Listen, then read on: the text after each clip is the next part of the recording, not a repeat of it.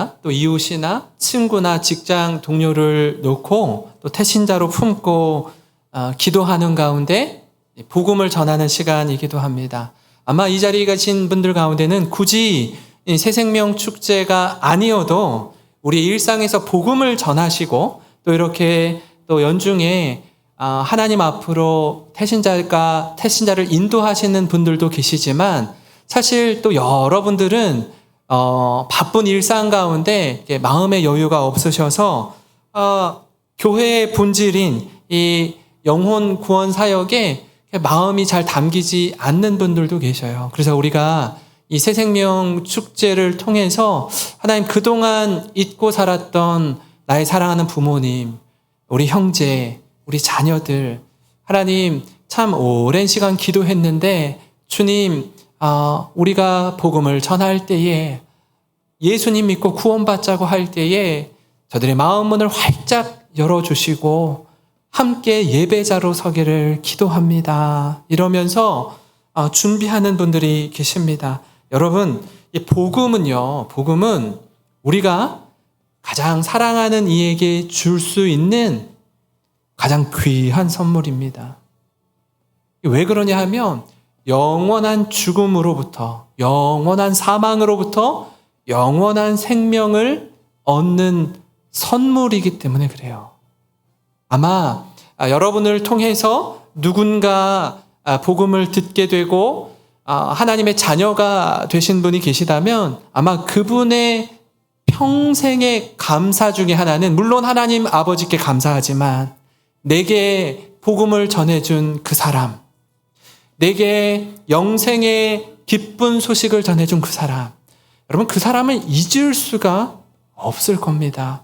바라기는 이 자리에 계신 우리 성도님들이 세상의 어떤 그 선물보다도 가장 귀한 선물 예수 그리스도 복음을 전하고 또 영혼 구원의 기쁨을 맛보시는 우리 성도님 되시기를 주님의 이름으로 축원합니다. 여러분 교회도 그렇고요. 기업도 그렇고 학교도 그렇고 병원도 그렇고 어느 공동체이든지 보면은요. 좀 잘 견고히 세워진 기관과 단체와 기업을 보면 비전 선언문과 사명이 있습니다. 비전 선언문과 사명이 있어요. 비전과 미션이 있더라고요. 한번 보세요. 어떤 기업에 들어가서 홈페이지를 들어가서 보셔도 좋고요. 그 회사의 아주 중요한 자리 어떤 잘 보이는 센터에 가서 보셔도 그렇고요. 비전과 미션이 걸려있는 걸 볼 수가 있습니다. 우리 교회도 이 비전 선언문이 있는데요. 어디에 있을까요? 어디 있어요? 1층 올라오는 길에 벽에 붙어 있어요. 벽에 붙어 있어요. 우리 한번 같이 한번 읽어보겠습니다. 시작. 구원의 은혜가 필요한 이웃에게 복음을 전하여 신앙의 공동체에서 하나님의 말씀으로 믿음을 성장시켜 하나님과 이웃을 섬기는 삶을 살게 한다. 우리 제가 기도하면서 제가 여기 부임할 때에 일단 붙여놓은 거예요. 처음이 뭐예요? 구원의 이 은혜가 필요한 이웃에게 복음을 전하는 겁니다. 구원의 은혜가 필요한 이웃에게 복음 전하는 일, 가장 중요한 일이고 가장 소중한 일이기도 합니다. 그리고 또 하나 미션, 지금 제가 코어 밸류라고 해서 핵심 가치라고 해서 두었는데요. 오늘 주보에 보시면 맨 꼭대기에 은혜 위에 은혜보다 더 위에 이런 문구가 있어요. 예배의 감격이 넘치는 교회, 믿음과 삶의 균형을 이루는 교회, 다음 세대의 부흥을 이루는 교회, 세상을 변화시키는 교회. 어떤 방향으로 나아가는지, 어떤 교회가 되어야 하는지 여러분 예배 드리러 올 때마다 늘 마음에 새기고 우리 교회가 이런 교회가 되어야 하는구나.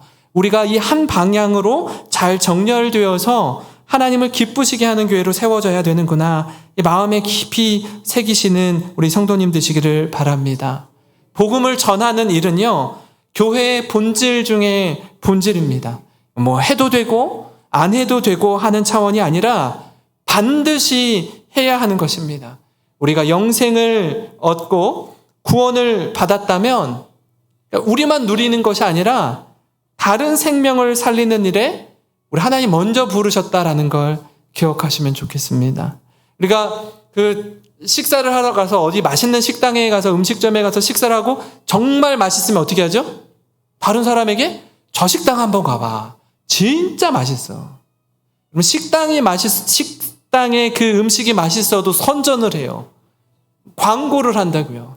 근데 내가 받은 은혜, 내가 받은 구원의 기쁨과 감격이 있다면 여러분 복음을 자연스럽게 전할 수밖에 없습니다. 제가 오늘 이 시간에도요, 그런 맥락에서 다시 한번 저는 여러분에게 복음을 전하기를 원합니다.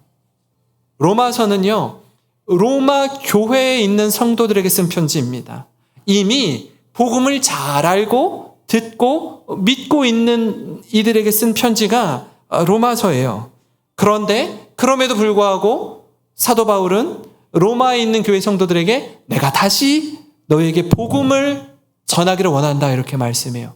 로마서 1장 15절인데요. 우리 함께 읽겠습니다. 그러므로 할 수 있는 대로 로마에 있는 너희에게도 복음 전하기를 원하노라. 아멘. 사랑하는 성도 여러분, 바울의 고백처럼 우리 이미 알고 있어요.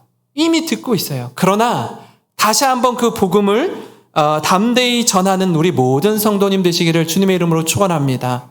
그래서 저희 교회는요, 새로 우리 새가족이 등록하실 때에 예수님을 전혀 알지 못하는, 복음을 전혀 모르는 분들에게도 새가족 교육 4주간의 시간을 함께 하지만 이미 다른 교회에서 복음을 듣고 알고 있고 또 집사님이시고 권사님이신 분들이 저희 교회에 처음 오셔도 제가 꼭 먼저 드리는 말씀이 있습니다. 우리 성도님 이미 다 알고 계셔도, 이미 다 들었던 내용이라 할지라도 다시 한번 복음을 듣고 믿음을 정립하는 시간이 되셨으면 좋겠습니다. 그러니 새가족 4주 교육을 받으시고 교회에 등록하실 수 있습니다 라고 제가 말씀을 드려요. 왜요? 우리에게는 늘 계속해서 복음이 들려져야 하고 복음을 전하는 자로 서 있기 때문입니다. 오늘 말씀은요, 이 바울과 실라를 통해서 빌립보 간수와 그 가정이 구원을 받는 내용을 담고 있습니다. 바울과 실라가 복음을 전하기 위해서 국내 선교사였던 베드로와는 달리 이방인에게 복음을 전하는 이방인의 선교사로 부르심을 받고 복음을 전하러 유럽으로 가는데, 유럽의 관문인 빌립보에서 복음을 전하고 귀신 들린 여종을 고치다가 감옥에 갇혀요. 다른 이유가 아니라 복음을 전하고 귀신 들린 여종을 치유하고 회복시켰는데 감옥에 갇혀요. 여러분, 이게 있을 수 있는 일입니까? 왜 이런 일이 발생했느냐 하면 당시에 노예는요, 짐승과 같은 취급을 받았습니다. 사람으로 취급받지 못했어요. 노예는 짐승과 같은 취급을 받았어요. 어느 정도였냐 하면 노예와 짐승은 똑같다. 다른 점은 딱 하나 있다. 말을 할 줄 안다는 거. 그것 말고는 똑같은 취급을 받았습니다. 아프잖아요? 그러면 내버렸어요. 또 다른 노예를 돈을 주고 사왔으면 됩니다. 근데 이 주인이 귀신 들린 여종이 있는데 귀신 들린 것을 통해서 점을 치게 했어요. 점을 치는데 그 점이 제법 잘 맞는 거예요. 그래서 수익을 받습니다. 돈을 벌었어요. 귀신 들린 여종을 도구로 이용해서. 그런데 바울과 실라가 그 귀신 들린 여종을 보고 예수 이름으로 귀신을 쫓아내고 자유를 주고 치유와 회복을 선물로 주었습니다. 그렇다라면 여러분, 그 여종의 부모나 가족이 와서 또는 여종의 주인이 와서 감사합니다. 고맙습니다. 생명을 살려주시고 영혼을 구원해 주셔서 감사합니다. 이게 자연스럽게 나와야 되는 거 아니에요? 그런데 노예를 짐승으로 여겼던 주인이 자신의 수입이 이제 줄어든 거예요. 끊어진 거예요. 그게 너무너무 싫은 거예요. 그래서 어떻게 해요? 바울과 실라를 고소, 고발합니다. 그래서 감옥에 갇히는 거예요. 여러분, 이처럼 억울한 일이 어디 있어요? 우리가 바울과 실라의 입장에 서 있다면 여러분 어떤 마음이 들까요? 하나님, 이게 뭡니까? 복음을 전하고 영혼을 살리고 구원한 결과가 감옥에 갇히는 일입니까? 이거 못하겠는데요. 너무너무 힘들어요. 억장이 무너집니다.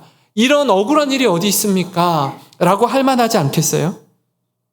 그런데 그렇게 하지 않고 이 바울과 실라의 모습을 보면 우리가 크게 도전을 받게 되는데요. 그 감옥 안에서 기도하고 하나님을 찬송하는 모습을 보게 됩니다.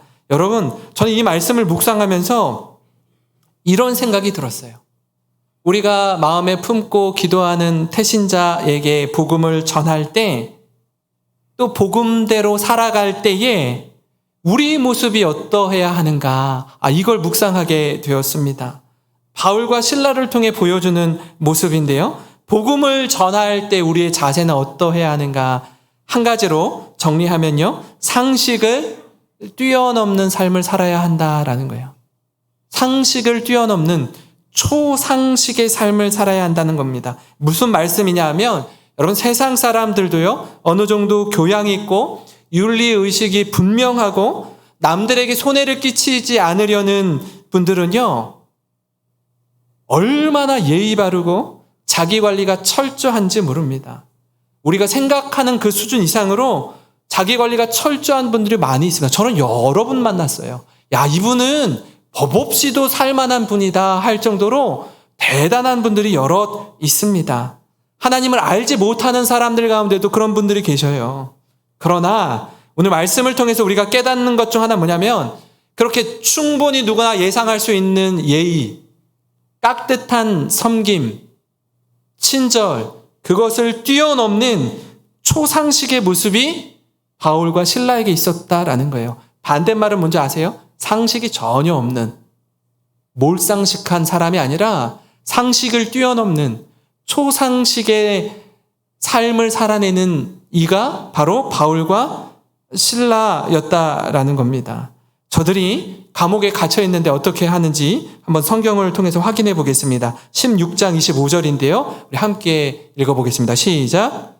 한밤중에 바울과 실라가 기도하고 하나님을 찬송하며 죄수들이 듣더라. 저는 이 말씀을 딱 보면서 기도와 찬송도 눈에 딱 들어왔는데, 그것보다 더 들어온 게 뭐였냐면 맨 마지막에 말씀, 죄수들이 듣더라. 죄수들이 듣더라. 바울과 실라만 옥에 갇힌 게 아니에요. 다른 죄수들도 감옥에 갇혀 있습니다. 이들이 어떻게 감옥에 들어오게 되었는지 다 알고 있어요. 그런데 저들이 하나님을 원망하고 불평하고 분노를 쏟아내지 않고 기도하고 찬송하는 소리를 듣는 거예요. 아니, 저게 어떻게 가능하지? 억울할 만도 한데, 억장이 무너질 만도 한데, 저들은 어떻게 하나님을 찬송하고 하나님께 기도할까? 이 기막힌 상황에서 찬양할 수 있고, 저들이 믿는 하나님이 누구이길래? 저들의 몸은 가둘 수 있지만 저들의 영혼은 가둘 수 없구나라고 생각했을 거예요. 그렇게 기도하고 찬송할 때 놀라운 일이 벌어집니다. 그 자리에 지진이 일어나고 옥문이 열리고 차고 있던 모든 쇠사슬이 풀어지는 역사가 일어나는 거예요. 바울과 실라가 갇혀 있었던 옥문만 열리고 쇠사슬이 풀어지는 게 아니라 모든 감옥의 옥문이 열리는 겁니다. 그럼 우리는 이렇게 생각할 수 있겠죠. 하나님이 우리의 찬송과 기도를 들으시고 우리를 해방시켜 주시는구나, 자유케 하시는구나, 얼른 도망가야지 할 법한데 그러지 않은 거예요.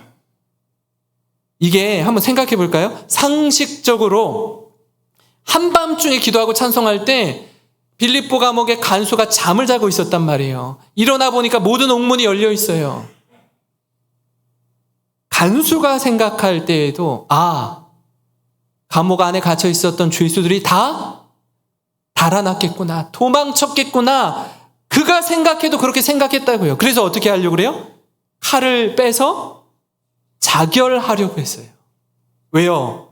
내 사명을 완수하지 못했기 때문에 죄수들이 다 도망가 버리면 자기의 상관이 물을 거 아니에요. 책임을. 다 어디 갔냐고. 그러느니 내가 스스로 내 목숨을 끊어야겠다라고 생각했다고요. 그때 무슨 일이 일어나죠? 그때 무슨 일이 일어나요? 바울과 실라가 내 몸을 상하기지 말라. 우리가 다 여기 있노라. 16장 27절, 28절 말씀인데요. 놀라운 반전이 일어납니다. 우리 같이 한번 읽겠습니다. 시작. 간수가 자다가 깨어 옥문들이 열린 것을 보고 죄수들이 도망한 줄 생각하고 칼을 빼어 자결하려 하거늘 바울이 크게 소리지러 이르되 내 몸을 상하지 말라. 우리가 다 여기 있노라 하니.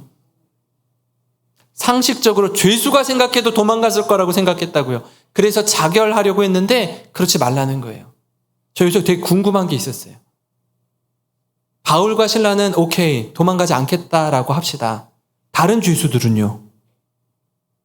다른 죄수들도 도망가야죠. 갈 수 있죠. 근데 아무도 가지 않는 거예요. 그렇게 할 수 있는 이유가 뭐예요? 바울과 실라의 기도와 찬송 소리를 들었어요. 다 같이 도망가지 않았어요. 이 순간이요, 여러분, 빌립보 간수의 영혼을 뒤흔드는 순간입니다. 죄수와 간수의 관계가 뒤집어지는 순간이에요. 그래서 간수가 어떻게 하죠? 불을 달라고 해서 바울과 실라 앞에 가서 무릎 꿇고 엎드려요. 간수가 죄수 앞에 엎드립니다. 그리고 뭐라고 얘기하죠? 내가 어떻게 하여야 구원을 받으리까? 왜 압도당하죠? 왜 죄수 앞에 압도당해요? 충분히 도망갈 수 있는데, 충분히 불평과 원망으로 가득 찬 삶을 살아갈 수 있는데, 그렇지 않고 기도하고 찬송하면서 옥문이 열렸는데도 도망가지 않는 그 모습 앞에 압도당하는 겁니다. 도대체 이들을 이렇게 인도하신 하나님이 어떤 분이신가? 그 앞에 압도당하는 거예요. 29절과 30절을 보면 이렇습니다. 간수가 등불을 달라고 하며 뛰어들어가 무서워 떨며 바울과 실라 앞에 엎드리고 그들을 데리고 나가 이르되 선생들이여 내가 어떻게 하여야 구원을 받으리까? 내가 어떻게 하여야 구원을 받으리까? 여러분, 간수가 죄수의 발 앞에 엎드립니다. 이게 어떻게 가능합니까? 어떻게 죄수가 간수를 압도할 수 있습니까? 누구나 예상했던 상식을 뛰어넘어서 초상식의 삶이 그대로 전해졌기 때문입니다. 사랑하는 성도 여러분, 우리가 품고 기도하는 태신자가 있습니다. 어떤 분은 이 태신자 명단 가운데 사랑하는 부모님이 계시기도 하고요. 또 형제가 있기도 합니다. 또 어떤 분은 자녀가 있기도 해요. 또 어떤 분은 직장 동료가 있습니다. 여러분, 이분들을 위해서 기도하고 또 이 새생명 축제를 준비하는 가운데 어떻게 해서든지 그 마음을 좀 부드럽게 하기 위해서 식사도 대접하고 작은 선물도 전해드리고 정말 떨리는 마음으로 전도지도 내어드리고 이렇게 하는데, 제가 몇몇 성도님들 얘기 들어보니까 완전 철벽 수비를 하는 분들이 있대요. 끄떡도 하지 않는 거예요. 그런 말 하지 말라는 거예요. 얼마나 힘든지 모릅니다. 마음에 상함이 있죠. 섭섭함이 있죠. 왜? 하루 이틀이 아니었어요. 한 해, 두 해가 아니라고요. 10년, 20년 왔던 분은 평생 그분의 영혼 구원을 위해서 기도하면서 정말 용기를 내서 떨리는 마음으로 복음을 전하는데 귓등으로도 듣지 않는 거예요. 여러분, 그럼에도 불구하고 한결같은 마음으로 저분을 위해서 복음을 전하는 겁니다. 그럴 때 분명히 우리 하나님께서 어떤 방법을 통해서든지 나중에 여러분이 믿는 하나님, 내가 전한 복음, 또 우리의 태도와 생각이 기억나서 혹여라도 그분들의 인생 가운데에 광야 같은 시간을 지날 때, 곤고한 시간을 지날 때 내게 예수 그리스도의 복음을 전해준 여러분이 생각나셔서 남편에게, 아내에게, 엄마 아빠에게, 자녀에게 연락하면서 당신이 믿는 하나님, 당신이 믿는 예수님, 나도 믿고 싶습니다.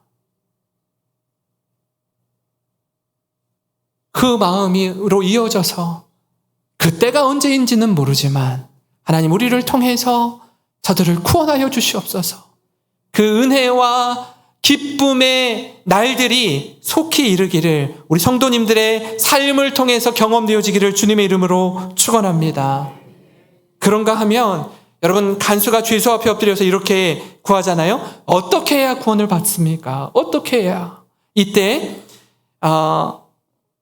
바울이 대답합니다. 구원을 받으려면 단 하나입니다. 주 예수를 믿으라. 주 예수를 믿으라. 다른 방법이 없습니다. 구원 얻는 유일한 방법은 주 예수님을 믿는 것입니다. 사도행전 4장 12절인데요. 우리 한번 같이 읽어보겠습니다. 시작. 다른 이로서는 구원을 받을 수 없나니 천하 사람 중에 구원을 받을 만한 다른 이름을 우리에게 주신 일이 없음이라 하였더라. 아멘. 여러분, 오직 예수의 이름으로 구원받는 줄 믿습니다. 그런데 여기서 말하는 믿음은요, 예수님 믿습니다. 예수님 믿습니다. 이 정도의 고백이 아니에요. 믿음은 반드시 회개를 동반하게 되어 있습니다. 회개와 함께 믿음을 고백하게 되어 있습니다. 나는 하나님 앞에 죄인입니다. 나의 죄를 위하여 십자가에 죽으시고 부활하신 예수님을 믿습니다. 이게 회개가 동반된 믿음이라는 거예요. 그래서 성경엔 곳곳에 믿으라라고 얘기할 때 이 회개가 같이 등장하는데요. 마가복음 1장 15절에 이르시되 때가 찼고 하나님의 나라가 가까이 왔으니 회개하고 복음을 믿으라 하시더라. 회개하고 복음을 믿으라 하시더라. 전에는 내가 내 인생의 주인이어서 내가 내 인생의 운전석에 앉아서 핸들링을 하면서 내 마음대로 살았는데 이제는 예수님께서 내 인생의 보좌에 앉으셔서 나의 삶을 인도해 주시옵소서라고 하는 회개가 동반되는 믿음입니다. 사도행전 20장 21절에도 이렇습니다. 유대인과 헬라인들에게 하나님께 대한 회개와 우리 주 예수 그리스도께 대한 믿음을 증언한 것이라. 여러분, 이게 복음의 핵심입니다. 믿음은 변화입니다. 믿음은 우리를 새롭게 합니다. 과거를 청산하고 주님과 함께 새롭게 되는 것입니다. 오늘 말씀으로 다시 돌아가면 이렇습니다. 30절, 31절 말씀인데요. 그들을 데리고 나가 이르되 선생들이여 내가 어떻게 하여야 구원을 받으리까 하거늘 이르되 주 예수를 믿으라. 그리하면 너와 내 집이 구원을 받으리라. 주 예수님을 믿을 때에 구원을 받습니다. 아주 선명하게 선포합니다. 여러분, 이 구원의 개념에 대해서 생각할 때 성경은 많은 경우에 가족 중심, 가정 중심의 구원을 말하고 있는 부분을 여러 성경의 구절들을 통해서 우리가 확인할 수 있는데요. 그 처음 창세기 말씀에 노아의 방주 사건 기억하시죠? 모든 인류가 죄 가운데 타락해 있을 때 하나님이 노아의 가정을 구원하시기로 합니다. 사실 성경엔 당시 노아 한 사람이 의인이라고 기록하고 있지만 노아뿐 아니라 노아의 아내와 노아의 세 아들과 노아의 세 자부도 구원하셔요. 총 8명. 노아와 노아의 아내와 세 아들과 세 며느리까지 8명을 구원하십니다. 하나님은 구원을 이루실 때에 가정 단위로 이루십니다. 소돔과 고모라가 멸망할 때도 마찬가지였습니다.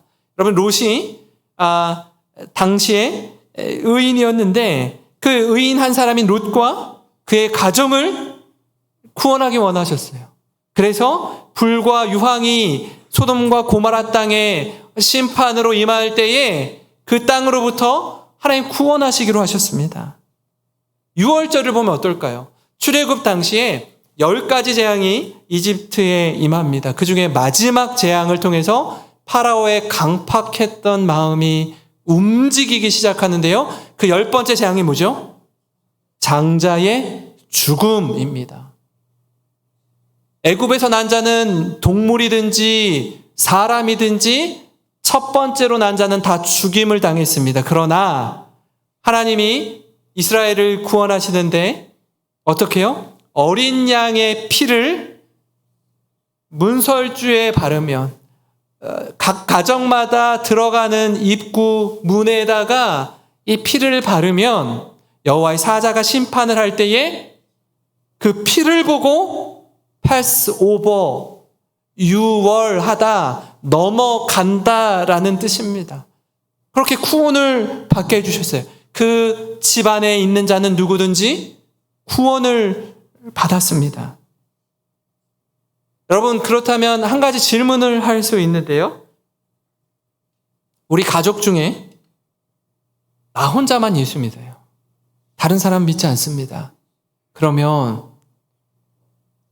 나 한 사람 때문에 다른 사람들도 다 구원을 받습니까? 그렇지 않습니다. 그렇지 않아요. 하나님이 분명히 구원을 이루고자 하는 단위는 가정이 맞습니다. 그러나 반드시 각 사람이 하나님의 말씀을 듣고 믿고 회개하고 결단해야 합니다. 다시 노아의 이야기로 돌아가 볼까요? 수십 년 동안 아라랏산에 방주를 만들기 시작했어요. 그런데 마지막 심판의 날 홍수가 불어닥칠 때에 노아의 아내나 노아의 아들이나 노아의 자부 중에 한 사람이라도 그 방주에 타지 못하면 구원받을 수 없습니다. 우리 아버지 노망이 들었네. 어떻게 이 산꼭대기 하다가 방주를 짓고 하나님 심판하실 거라고 하지? 나는 저 배 안 탈래. 그러면 구원받지 못하는 거예요. 소돔과 고모라 땅이 불과 유황으로 심판받을 때도 마찬가지입니다. 여러분 기억하세요? 롯의 철을 기억하십니까? 뒤를 돌아보다가 뭐가 돼요? 소금 기둥이 되어버립니다. 소돔과 고모라 땅에 놓고 온 재물이 생각나고 그 땅이 생각나고 뒤를 돌아보다가 소금 기둥이 돼요. 심지어 롯의 두 딸, 그 딸의 사위들이 있었죠. 이 땅이 멸망당할 거라고, 우리가 이 땅을 벗어나 도망쳐야 된다라고 롯이 이야기할 때 성경에 뭐라고 써있죠? 롯의 사위들은 롯의 말을 듣고 농담으로 여겼더라. 농담으로 여겼더라. 롯의 사위들이 구원 받았을까요? 그러지 않았어요. 같이 따라 나오지 않았습니다. 유월절 역시 마찬가지예요. 어린 양의 피로 문설주에 피를 바르고 심판의 그날 밤 가족들은 그 집 안에 머물러 있어야 됐어요. 그래야 구원받습니다. 그런데 그 중에 아들 하나가 아버지 오늘 친구랑 약속이 있는데요. 꼭 나가야 되는데 하고 그 집 밖을 벗어나면 죽는 거예요. 전 모태신앙으로 자랐습니다. 어릴 적부터 어머니, 할머니의 손을 잡고 예배당에 나왔어요. 새벽기도 나오고 수요일도 나오고 금요기도에도 나오고. 그러나 예수님을 인격적으로 경험했을 때는 중학교 2학년 여름 수련회 때였습니다. 정말 살아계신 하나님, 부모님의 하나님, 할머니의 하나님이 아니라 나의 하나님, 나의 하나님으로 믿고 영접했다라는 거예요. 다시 본문으로 돌아가서요. 간수가 복음을 듣고 바울과 실라가 매맞은 자리를 씻어줍니다. 그리고 온 가족이 세례를 받습니다. 16장 33절 34절인데요. 그 밤 그 시각에 간수가 그들을 데려다가 그 맞은 자리를 씻어주고 자기와 그 온 가족이 다 세례를 받은 후 그들을 데리고 자기 집에 올라가서 음식을 차려주고 그와 온 집안이 하나님을 믿음으로 크게 기뻐하니라. 아멘. 온 가족이 세례를 받고 하나님을 믿었다라고 이야기하고 있습니다. 바라기는 이 감격과 이 은혜가 우리 가정마다 일어나기를 소망합니다. 오랜 시간 사랑하는 가족을 위해 기도하는 분들이 있습니다. 신방 가서 기도 제목을 좀 나눠주세요 라고 말씀을 드리면 연세 지긋한 권사님들이 자주 내어놓는 기도 제목 중에 하나가 뭐예요? 목사님, 우리 아들이, 우리 딸이 초등학교, 중학교, 고등학교 때까지는 신앙생활 잘했습니다. 중고등부 학생 회장도 했습니다. 그러나 지금은 부모 곁을 떠나서 서울에 가서 살고 타 지역에 가서 살고 결혼을 해서 가정을 이루고 하는데 하나님 멀리 떠났습니다. 그 자녀가 다시 돌아오기를 간절히 기도합니다. 어떤 분은 매일 드리는 1000번째 가운데 늘 그 기도 제목이 있는 분이 있어요.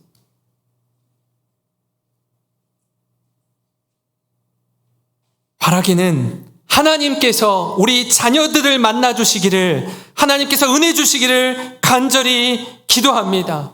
사랑하는 성도 여러분, 하나님은요 가정을 구원하기 원하세요.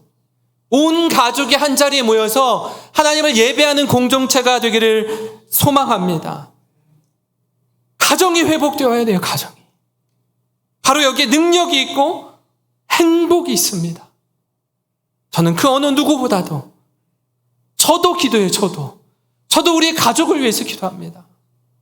저도 그 마음을 알고 있습니다. 그 어떤 것과도 바꿀 수 없는 하나님을 예배하는 공동체, 이 가치를 붙잡고 하나님 이 시간들을 통해서 우리 자신뿐 아니라 사랑하는 우리 자녀들, 우리 부모님, 우리 배우자, 우리 형제 자매 하나님께로 돌아오는 은혜를 부어 주시옵소서. 이 길 따라 걷는 우리 모든 영생에 속한 성도님과 가정 되시기를 주님의 이름으로 축원합니다.